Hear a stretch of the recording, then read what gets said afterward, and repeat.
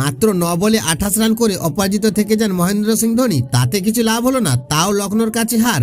বন্ধুরা, আপনারাও যদি দেখতে চান কিভাবে ধোনি দুর্দান্ত ইনিংসটি খেললেন, কিভাবে চেন্নাই হারলো, তাহলে ভিডিওটি লাস্ট অবধি দেখতে হবে, চ্যানেলটিকে সাবস্ক্রাইব করতে হবে, একটা লাইক দিতে হবে এবং নোটিফিকেশন বেল আইকন দাবাতে হবে। বন্ধুরা, টসে হেরে প্রথমে ব্যাট করে চেন্নাই তুলেছিল 6 উইকেট 176 রান। শুরু থেকে মন্থর পিচে ধাক্কা খেতে শুরু করেন চেন্নাই। মাত্র 17 রান করে ফিরে যান চেন্নাইয়ের অধিনায়ক ঋতুরাজ গায়কোয়াড়।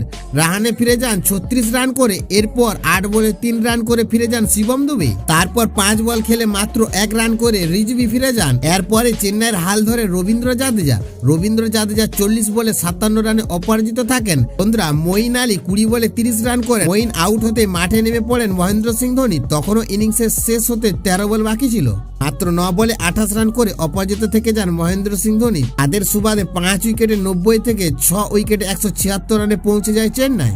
বন্ধুরা, জয়ের জন্য লখনৌর দরকার ছিল 177 রান। লখনৌর হয়ে সব থেকে বেশি রান করে 52 বলে 82 রান করে আউট হন কে এল রাহুল।